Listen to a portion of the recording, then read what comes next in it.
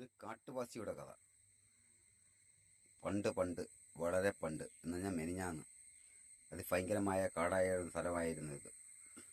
ആ സ്ഥലത്ത് ഇന്ന് നാട്ടിലെ വലിയ കാട്ടാളന്മാർ താമസിക്കുന്ന ഒരു ഏരിയയാണ്. കാട്ടാളന്മാർ ഇരിക്കുന്ന ഒരു കസേരയാണ് ഈ കാണുന്നത്. കണ്ട, എല്ലാ മാസവും 1-ാം തീയതി ഇവിടെ വന്നിരുന്നിട്ട് കാട്ടാളന്മാരെ ആലോചിക്കും നമുക്ക് എന്തൊക്കെ വന്നു, അത് എന്തൊക്കെ നമുക്ക് ചെയ്യാൻ പറ്റും, എന്തൊക്കെ വിഴുങ്ങാൻ പറ്റും. ഭൂമി ഉണ്ടാവുന്ന അന്ന് തൊട്ടേ ഉള്ള ഒരു പ്രകൃതിയാണിത്. മനുഷ്യൻ വെട്ടിത്തെളിച്ച് അവൻ്റെ കാട്ടാള സ്വഭാവം കൊണ്ട് ഇതെല്ലാം നശിപ്പിച്ചിട്ട് പറയുമ്പോൾ ക്ഷുദ്രജീവികളെ നാട്ടിയിറങ്ങി നശിപ്പിക്കുന്നു. കാടാരെയാ? കാടിൻ്റെ മക്കളെന്ന കുരങ്ങര നിന്നും ഉണ്ടായതാ മനുഷ്യൻ എന്നാണ് പഠിക്കുന്നത്. അതൊക്കെ മനുഷ്യൻ ഇപ്പോൾ പറഞ്ഞത് നമ്മളെ വലിയാണ്. അപ്പോൾ ഇതെന്താ,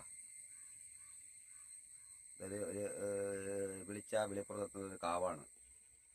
അത് വിവരവും വിദ്യാഭ്യാസമുള്ള നന്മ ചെയ്യുന്നവർക്ക് മാത്രം, അല്ലാത്തവർക്ക് ഇതൊന്നും ഒരു വിഷയമൊന്നുമില്ല. അപ്പോൾ കാവാണിത്.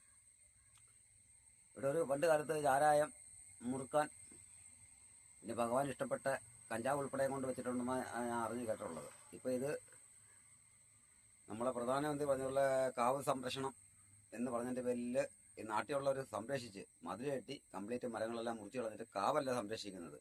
എന്തോന്നോ വരുമാനം, പോക്കറ്റ് എന്തോ വരാൻ പറ്റും എന്നാണ് ചിന്തിക്കുന്നത്. കാവ് സംരക്ഷണം എന്ന് പറഞ്ഞാൽ വള്ളിപ്പടർപ്പുകൾ ഇതെല്ലാം ചെയ്യണം. ഈ കാണുന്നതാണ് വള്ളിപ്പടർപ്പ്.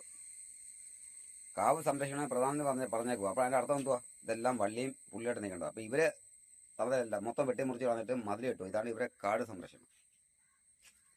എന്നിട്ട് പറയുക രാജ്യത്തെ ഉദ്ധരിക്കുകയെന്ന്. രാജ്യത്തെ ഉദ്ധരിക്കുന്നുണ്ട്. ഒരു ഇത് അരിയോ പട്ടിണി കിടക്കുന്ന ഓടിച്ചിട്ട് കെട്ടിയിട്ട് അടിച്ചു കൊല്ലുക. ഇതാണ് രാജൻ്റെ ഉദാഹരണം. എന്നിട്ട് ഇവരെവിടാ പോകുന്നത്? വല്ല അറബിയുടെ പോണാത്തൊരു ഗൾഫിൽ പോയി കിടന്ന് അവർ തുപ്പം തീട്ടോ അടിയും കൊണ്ട് പണം ഉണ്ടാക്കും. എന്നിട്ട് കുറേ ഇവിടെ വന്നിട്ട് രാജ്യത്തിനെ നന്നാക്കുവാണ്.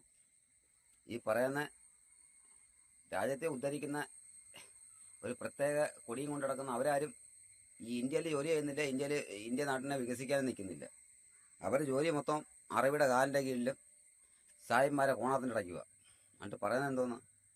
ഞങ്ങളാണ് ഇവിടെ എല്ലാം വികസനം ചെയ്യുന്നത്, ഞങ്ങൾ വന്നിട്ട് ഇവിടെ എല്ലാം ഉണ്ടായിരുന്നു. പക്ഷെ ഞങ്ങളെന്തി? ഈ ഞങ്ങൾ മൊത്തം ഗൾഫില്ല. പെണ്ണ് കെട്ടേൻ്റെ പിറ്റേന്ന് പോവുക ഗൾഫിൽ, ഇവിടെ കളഞ്ഞിട്ട്. എന്നിട്ട് പിന്നെ പരാതിയാണ്, പെണ്ണുമ്പുള്ള പിറ്റേന്ന് ഒളിച്ചോടിയുന്നു. അതെങ്ങനെ ഒളിച്ചോടായിരിക്കും? അവിടെ ചെന്ന് കഴിഞ്ഞാൽ നല്ല റഷ്യൻ സുന്ദരി, ഫിലിപ്പീൻ സുന്ദരിമാരെല്ലാം ഉണ്ട്. സത്യം പറഞ്ഞു കഴിഞ്ഞാൽ ഗൾഫൊന്നും എന്തോന്നാ? എൻ്റെ പൊന്നെ, കേരളം ഒന്ന് ഓടുന്ന കൺട്രി എന്ന് പറയും, ദൈവത്തിൻ്റെ സ്വന്തം നാടെന്ന് പറയും. ഇതൊന്നും അല്ല, ശാത്താൻ്റെ സ്വന്തം നാട് ഗൾഫ്. പരമസുഖം, കിട്ടാത്ത സാധനങ്ങളില്ല. പെണ്ണെന്ന് പറഞ്ഞ ലഹരി, മദ്യം എല്ലാ ഗൾഫ് രാജ്യങ്ങളിലുണ്ട്. അതുകൊണ്ടാണ് കെട്ടിയതിൻ്റെ അന്ന് പോലും പെണ്ണുമ്പിള്ള ഇവിടെ ആക്കിയിട്ട് പോകുന്നത്. എന്നിട്ട് പെണ്ണുമ്പിള്ള വല്ലവരുടെ പോകുന്ന അതിൻ്റെ കാര്യമുണ്ടോ? പണ്ട് കാലങ്ങളിൽ നല്ല വിവരമുള്ളവർ പറയായിരുന്നു, നമ്മളെ വീട്ടിൽ സംബന്ധം കഴിച്ച് വന്നു കഴിഞ്ഞാൽ നമ്മൾ തലയ്ക്കും കൊടുക്കണം മൂട്ടിനും കൊടുക്കണം ചിലവ് എന്ന് പറയായിരുന്നു. തലയ്ക്കും മൂട്ടിനും എന്ന് പറഞ്ഞാൽ ഭക്ഷണം തലയ്ക്കും കൊടുക്കണം, രാത്രി ഭർത്താവ് കൂടെ കിടന്ന് മൂട്ടിനും കൊടുക്കണം എന്നൊരു പറഞ്ഞിട്ടുണ്ട്. അത് ചെയ്യില്ല.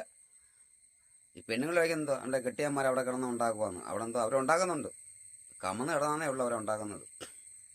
ഇവിടുന്ന് കുറച്ച് സ്ത്രീകൾ പോകുന്നുണ്ട് ഗൾഫിൽ ജോലിക്കൊക്കെ. എന്താ പറയുക, എൻ്റെ മോൾ അവിടെ കിടന്ന് അധ്വാനിക്കുക, തുണി കഴുകുന്നില്ല. ശരിയാ, അവൾ മലന്ന് കിടന്നുണ്ടാക്കുന്നേ ഉള്ളൂ. ഇതൊക്കെ പറഞ്ഞാൽ ഇതേപോലെ കുറേ കാര്യങ്ങൾ പറഞ്ഞ വേടനെയാണ് ഇപ്പോൾ അവരെ അടിച്ചു കളഞ്ഞത്.